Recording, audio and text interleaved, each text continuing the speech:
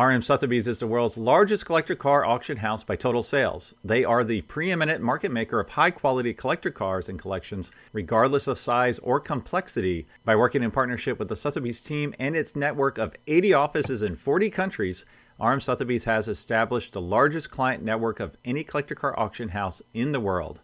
Join the RM Sotheby's family by connecting with one of their car specialists at rmsotheby's.com or contact me directly at gstanley@rmsotheby's.com. LLC TLC is here to save you money on all of your vehicle purchases. LLC TLC will permanently register your classic cars in Montana to avoid any annual renewal fees. As your registered agent, they will handle everything for you so you never have to step foot in Montana. And as a listener of this podcast, LLC TLC is offering 30% off your entire package. Simply go to llctlc.com/classic or mention this podcast when you contact LLC TLC directly. All right, welcome to the Collector Car Podcast. This is part 2 of the Hershey Fall Special, and I'd like to welcome Jake O'Gorman. Jake, how you doing, buddy? Good to be here. Yeah, you're a returning guest. Is this your second time or your third time? I'm not quite sure. Could be. I'm going to say third. Always feels like the first time with you, Greg. Having a great time. All right. Well, that's great. Great answer. I love that. So you're one of the auction managers for RM Sotheby's, and we're going to cover just a handful of cars here to kind of talk about the big sale coming up, because there's a lot of cool stuff happening. And I recently put an email out to my followers about how difficult it can be to get a car into auction. And now sometimes that's because all the spaces get filled fairly quickly. Sometimes it's because we can't arrive on the exact correct terms. Sometimes it's just that's not a great auction for that kind of car. And I thought, as a nice follow-up, if you could kind of give us a little bit of insight in how cars are selected for Hershey, like kind of the process, in dealing with the car specialist, because I know there's a limited number of spots, correct? Correct. And this year is actually the largest Hershey we have. We've had with, the amount of private collections and individual consignments. Okay, so what number is that? Is that 100 cars? Is that 1,000 cars? Yeah, I'd love to be 1,000 cars, but no, we're a little over 160 lots with everything in the sale, and typically we're around 65 to 70 lots per night, like car lots, but we're actually over that this year, and reason for that is, every auction's different, but Hershey, we have a limited number of physical spots to park cars, both in the parking lot, in the parking garage, under tents, and we just physically don't have the space to accommodate, 200 cars, or else, we could do 200, we just don't have the real estate for it at the lodge. So that means that those 160 spots are prize spots, right? So you have to be pretty selective in the cars that you bring in. In my little newsletter, I compared it to musical chairs. Like some of these big auction houses, they have enough chairs for everybody, so any kid could grab a chair, right, when the music stops. But for us, it can be pretty tight. And I had hoped to have like 10 cars in this sale, but we closed so early because we got some good collections in. Isn't that correct? Yeah, that's right. And you either have to be very early or, be a large collection to kind of get those spots at a sale like this. And yeah, typically we're consigning cars during Monterey in August and just after in order to fill a Hershey type sale. But this year we, between the remainder of the Adderley collection, the Charles Noto, the William Boucher, the Frank Wright collection, there's just a lot of collections that came in fairly early on in the process that took up all those spots. So what I'm hearing from you is if you want to consign for Scottsdale, call your car specialist today, right? Correct. Like earlier the better. I actually already, it's not announced yet, but I have a group for Monterey next year already that I'm photographing in 2 weeks. Are you taking up my spots for next year now? All of them. All of them. Oh my gosh! All right, you're killing me, man. All right, But yeah. so let's talk about those collections. Are these typically estate kind of collections? Are they sometimes people just want to transition their, all right, we're done with pre-war, we want to try something new? Is it a mix of both? It is definitely a mix of both. And, the obviously the Adderley collection, he passed away in 2018, and they've been selling off different pieces of cars and memorabilia over, Right. the last 7 years. While we're talking, I'm going to pull up some of the Adderley collection so people can see what we're talking about here. Perfect. Yeah. So this one is an estate collection, and it's coming from a trust that he set up.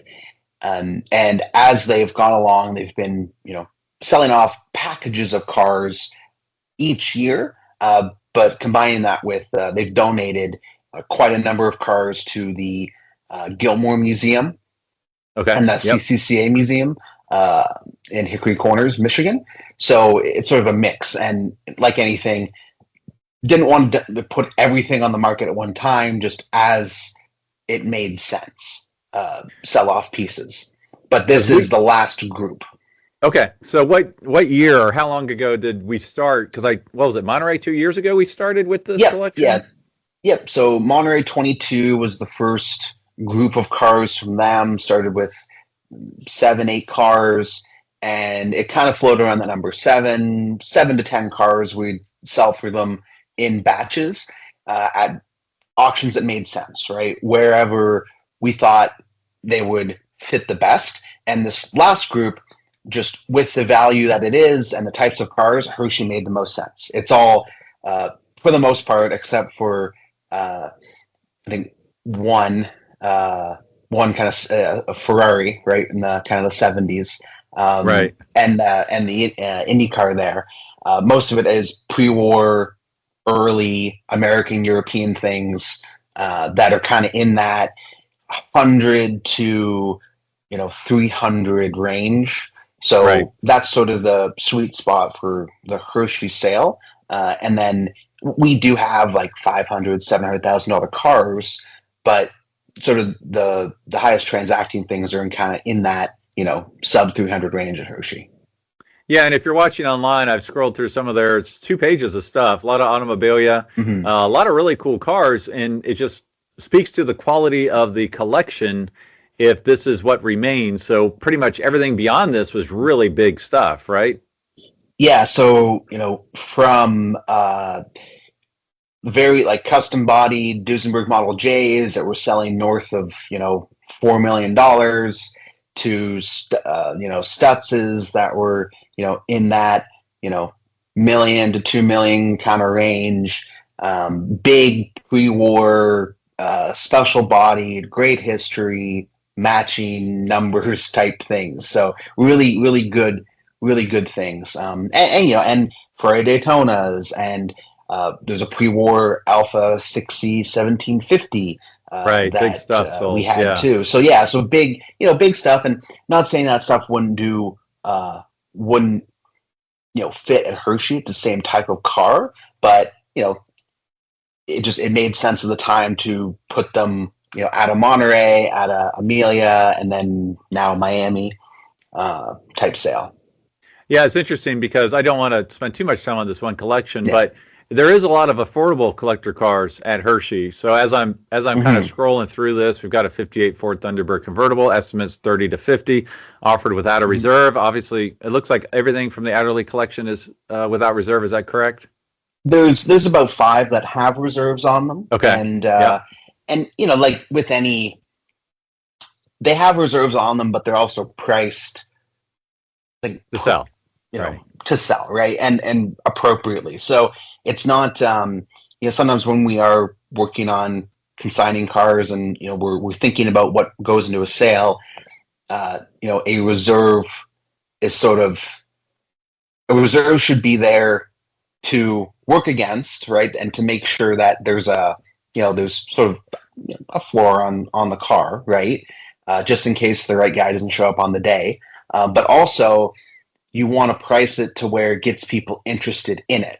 I mean, Yeah. Like for example, that 31 Chrysler dual cowl Phaeton is we had one in Monterey, an older restoration, but very comparable car, and I think it did all in like with hammer 260, and Okay. that car is priced right in the middle of that, right, 200 to 300 grand, Right. and I already have 4 bidders on that particular car, Right. like this Yeah. far out, because so it's priced to where it makes sense, and we know it's going to transact, and we have enough people to where it's going to be an auction.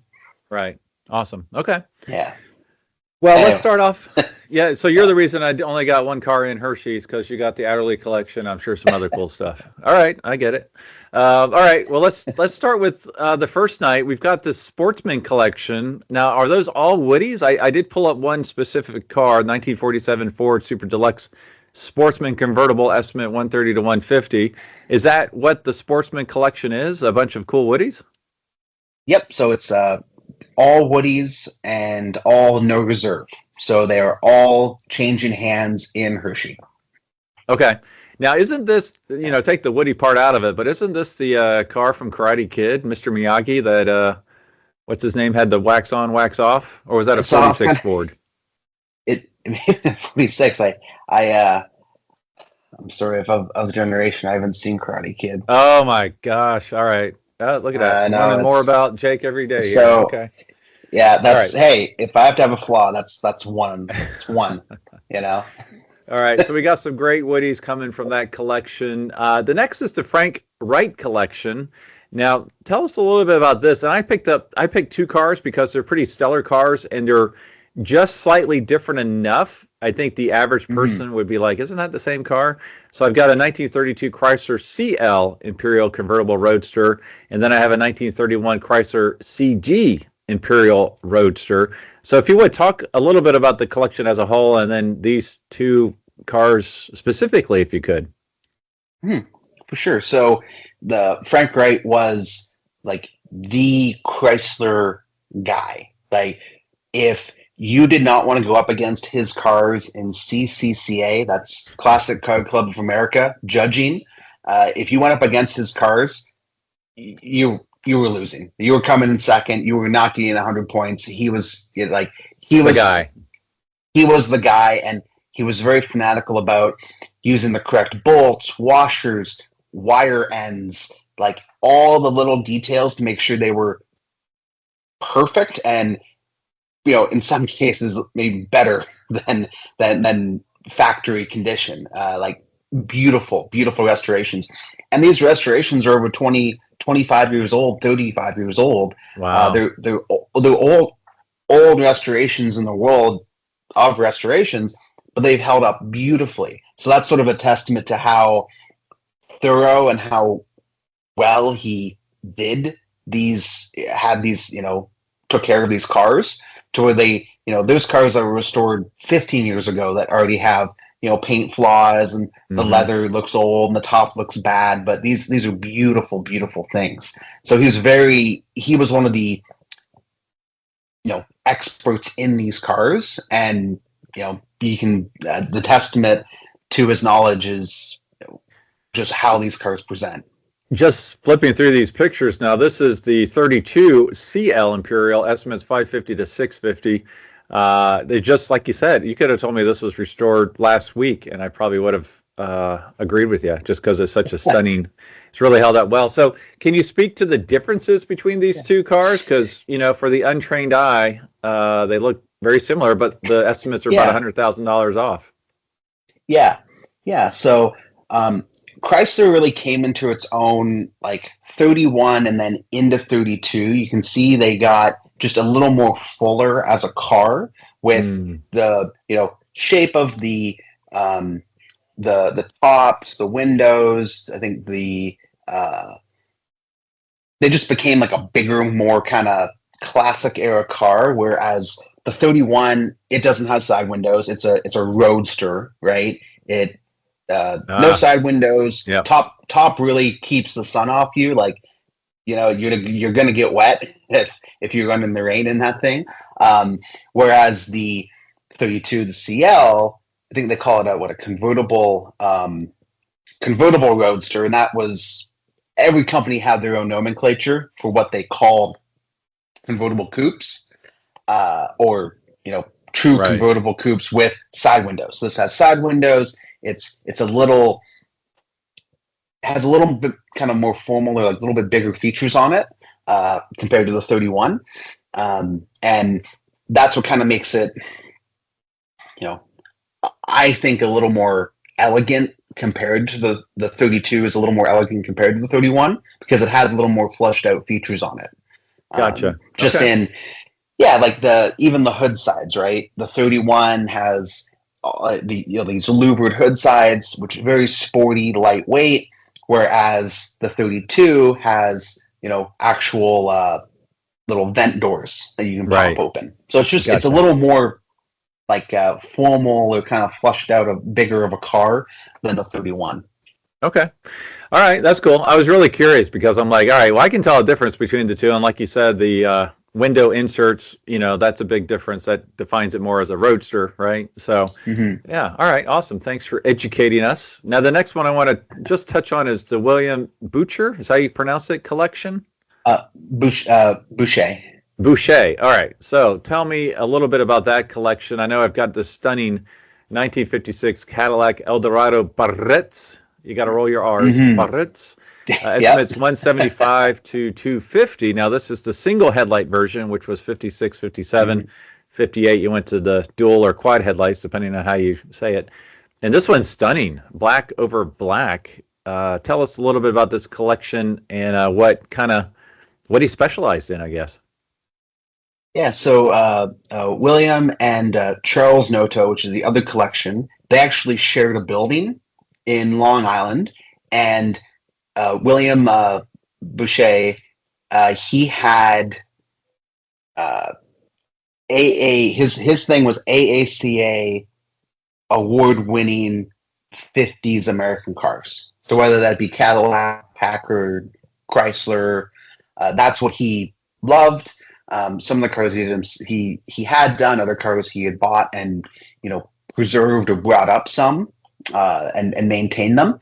All his cars, same with Noto, with the Charles Noto collection, they're friends, and they would drain all the gas, drain all the oil, leave a little bit in, and then rotate the tires and like keep them up on jack stands because they preserved them. But they didn't just park them. They made sure they ran, they operated, then they pickled them basically. Right. And in advance of the sale, we sent our mechanics out. They've also have their own mechanic on site.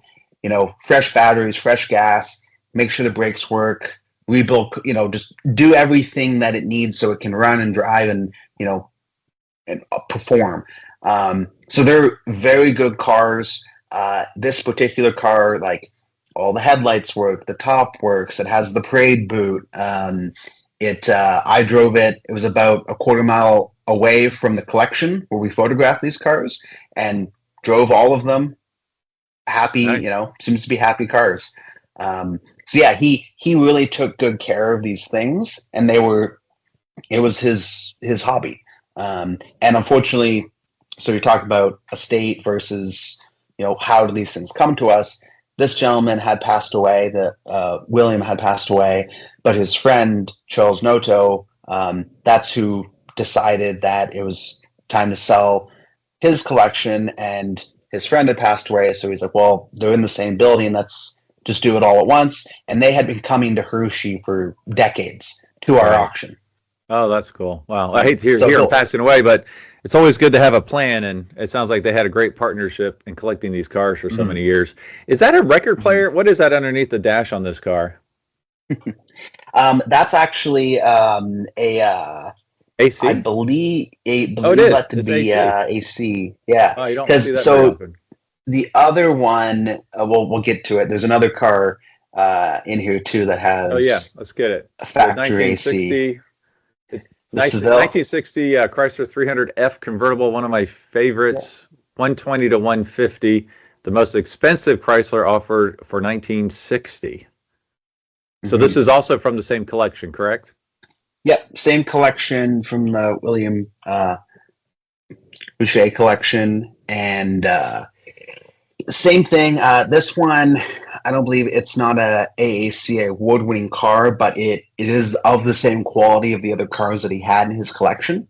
So like beautiful top side, underside, runs great. It all works. Yeah, it's a very nice car, and typically, these things, seeing them being sold without reserve is exciting because this is trading hands. It's going home to a new person, and again, AC car. It has I love the setup of the cross ramp intake on these. Oh yeah, I think it's so cool. Yep. On the on the engine there, it's a cool feature. Yeah, and the dash pod too. I think is always so iconic. Yeah, a cool look. Yeah, and for those who are audio only, this is a kind of a white car with light tan interior, almost a cream interior, and you can see the AC vents for a convertible, 1950s convertible AC vents on the top and down underneath the driver's side dash there.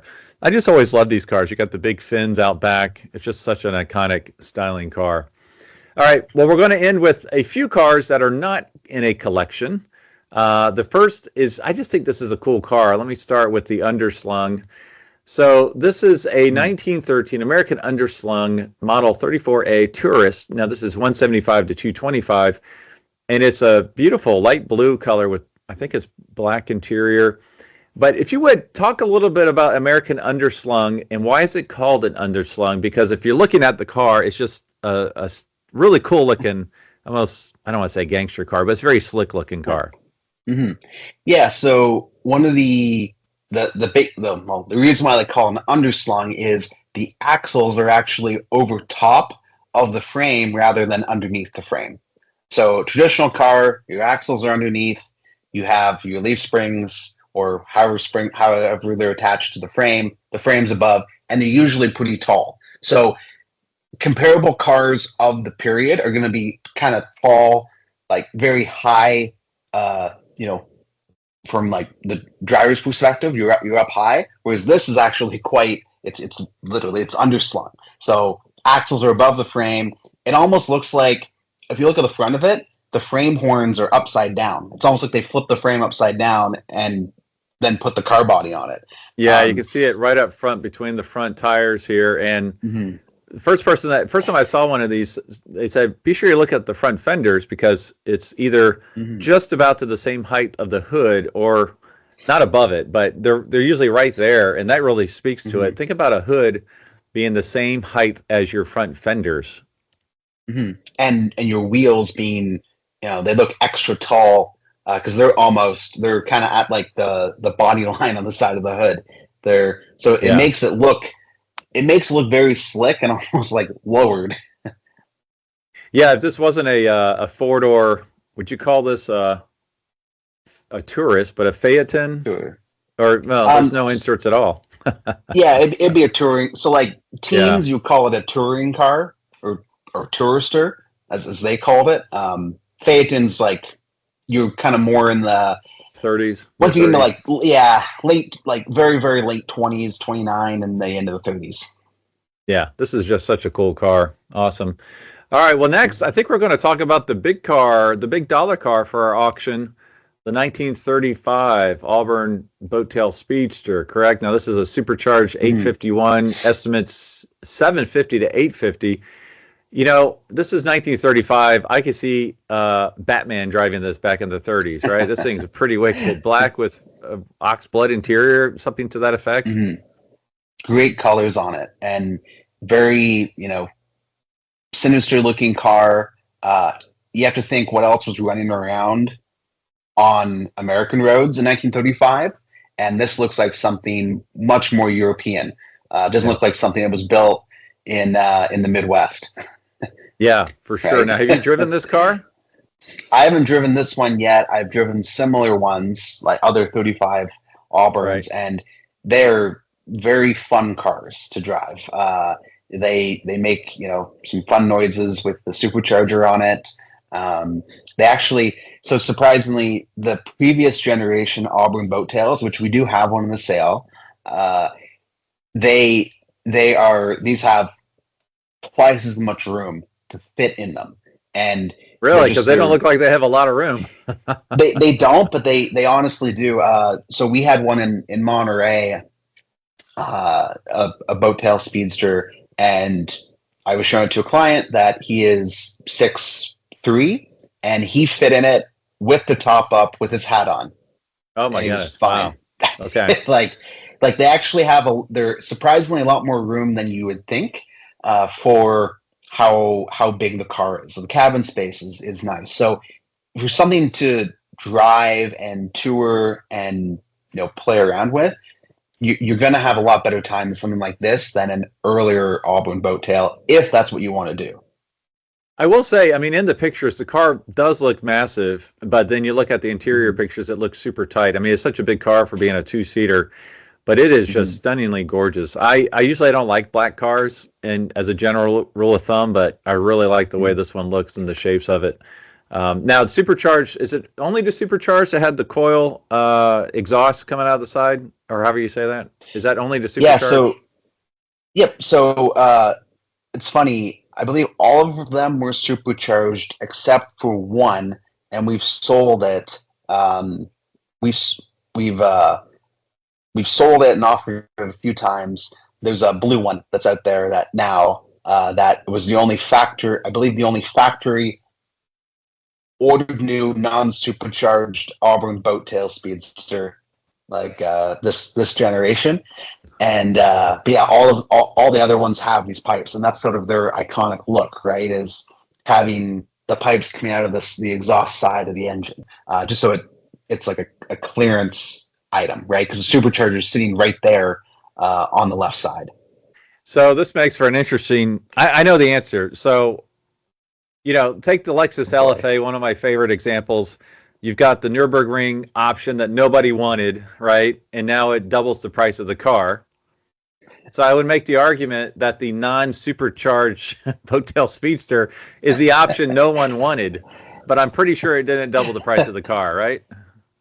No, and who knows? Maybe time will change the Nürburgring package, but yeah, it's not the look of the boat tail is those pipes on it, right? Yeah. And that's it's a super cool look. It's yes, the other one is symmetrical in its appearance on both sides, right. But being asymmetrical is a little more interesting. It is, in my opinion. Interesting. Yeah. Okay. Yeah. All right. We just have, I think, 3 more. We won't necessarily spend as much time on each as we did on this one. This next one is the 1970 Plymouth Roadrunner Superbird. Again, offered without reserve, $125,000 to $175,000, 446-pack V8. They call it, I think it's Toro Red, but honestly, it looks orange to me. This reminds me of Poppy Red with Mustangs. It looks a little orange. Tell us about this car. I know you're a pre-war guy, but do you like the big muscle cars too? So this is the kind of stuff, obviously this is like top of the pile, but this is the stuff that I was exposed to growing up, right? This was, what was on, TV, muscle car restoration shows, cruise nights. There was, tributes to this type of car, but not the real thing like this, with a matching numbers engine and the pistol grip transmission. It's a super cool thing. I mean, 16-year-old me would be all over it. But unfortunately I was spoiled by, learning about the pre-war cars and the concourse circuit. But yeah, it's a super cool thing. It's shows off what they were thinking or trying for aerodynamics then, right? And kind of showing that direct line between like NASCAR and more production car. It's a cool thing. There's one that lives up here. So I'm in the Blenheim office. There's one in Toronto that we service. They bought from us, and we service it and work on it. So it's actually here right now, and it is pretty cool to see. I mean, you can't you're gonna smile when you look at it, right? Especially if you hear the horn beep. Yeah. I don't know which I would prefer, Daytona or Superbird. I have a friend of mine. He has one of each, and most people don't know this, but the wings are significantly different, the angle and shape of them, even though if you look at them independently of each other, you might think they're the same. But it's really interesting to see them side by side. And this is one of those, I just think it's so ugly, but I also would love to have one at the same time. It's just so iconic, such an interesting car. All right, two more. I wanted to throw this one in there. I almost threw in some of the 80s and 90s cars we have in the sale, but I just thought this little Aston Martin was interesting. A DB2/4 Mark III by Tickford, 100 grand to 125 grand. Tell us a little bit about this. We don't have to go in depth. I just thought it was a cool piece, and it's got a really cool interior with some nice patina on it. Yeah, so this is a great car if you want to go on vintage rallies, do some vintage racing. They have like a pushel cage in the back, or at least a pushel roll bar in the back of it for your 5-point harness. Or sorry, 4-point harness. I don't see a I don't see that center in the middle. Yeah, yeah, I don't see the center strap, the most uncomfortable one. And it's so they hadn't really attended to cosmetics on this in a long time. So the paint's old. It has crazing on it, stone chips and that have been kind of fixed up.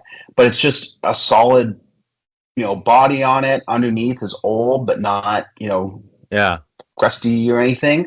And they had the engine rebuilt on the car. So if you look at it, you open the bonnet and the engine's clean, tidy, new paint, fresh looking, and it runs awesome. I did some videos with this, running it up and down the road. It's in our Detroit office, and it's, runs awesome, stops, starts. It's a fun car. It'd be a lot of fun to take on like a Copper State or, one of those type of rallies, because it has a roof and roll-up windows, so it won't beat you up too bad. No, it's super cool. I like it a lot. All right, two more. I'm going to go to this 1934 Ford Model 40 Edsel Ford Special Speedster recreation. And I just think this thing's so cool, and it's very historic. And I had seen the real one. Didn't Bill Warner find it in Florida way back when? And so, correct me if I'm wrong, but and we restored it. Yeah, so this is a recreation of the real thing. But wasn't this where Edsel Ford was trying to infuse some styling into the Ford brand back in the day? And this was kind of a styling exercise. He was kind of maybe leveraging to tell his dad, hey, we got to do something here. Yeah, we got to make it a little more, make these cars a little more sexy, which I'm sure, Henry was adamantly against. Right. All about practicality there, right? Yeah, so it's a cool 2-seater, little Roadster. Or I don't know I guess you'd call it a Speedster. Yeah. Mm-hmm. And so if you ever desired to get, near owning that car, you can't, because it's owned by Ford. It lives, I think it lives in Detroit. It's owned by Ford, and this is, the closest approximation to that car that is available. It's a beautiful design to it. Again, for 34, this is like, you can kind of see where maybe later styling went with other cars, but it's sort of like a very early hot rod, right? And again, it looks more European than anything else that was being built in America at that time. It's super cool. I mean, it's a recreation, but it's done the right way, and it speaks to some big stuff going on in the Ford company at the time, which is cool. Well, the last car we're going to end on is two reasons. One is it's a Stanley Steamer, so my last name. I thought it was cool looking. I'm more curious to find out your history with steamers. Do you like steam cars? Do you drive steam cars? It seems like this is I know the steamer guys are very diehard, right? But what's your history? Do you drive these cars? So I've never driven one, but I recently took a step into the steam world and now own a 1901 Locomobile, that steam car. Yeah, I've gone completely insane. Can't beat them, join them, kind of thing. And I've always loved the idea of like this early alternative power, whether it be electric cars or steam cars and that. I think it's super cool. I've always loved them, but never got to actually drive one yet. And like you said, the group is very supportive, the steam car community. They drive the wheels off their cars. They will use them, do big multi, day and week tours around the US and elsewhere. And there's a really good community for support of how to operate them, how to work on them, what are the fixes, if you have a question about them. It's a really fun group. If you want to get into a very fun but also heavily supported niche in the automobile world, this is a really fun one. So didn't you just totally skew the age demographic by buying a Stanley Steamer at your age? Oh man, yeah, Haggerty's going to be pissed, So you have to write an op-ed on it. But I love brass cars. Like I have a 13 Oakland that I drive around. It's a fun thing, but still it's a conventional gas-powered car. But there is a market for these things because you can do something with them, right? Like that's the biggest thing. Since there's a community that can answer questions, they can make parts, or you can buy parts for them. Like that's the biggest thing. Like I didn't, for someone, coming from, say you're into 50s American cars, and then you say, hey, I want to get one of these. It can be extremely daunting because it's not like anything, post-war, or post even, right. Yeah. Post 20s, right? It's a very unique thing, but there's such a good group that supports it, and you can do something with it that, makes them, in my opinion, more valuable than something that's just sort of a display piece, right? You can actually go drive it. Awesome. Well, cool. Well, I appreciate it. We went a little deeper in some of these cars than I had planned, but it's all great stuff. Yeah. So I appreciate your time. And so I will be out there. I'm not officially working the auction, but I'm going to be out there running around. Awesome. If you need help, let me know. And for our listeners, you can check out the links to all of this information in the show description. And we hope to see you in Hershey. And as always, Jake, thanks for being on the Collector Car Podcast. Thank you, Greg.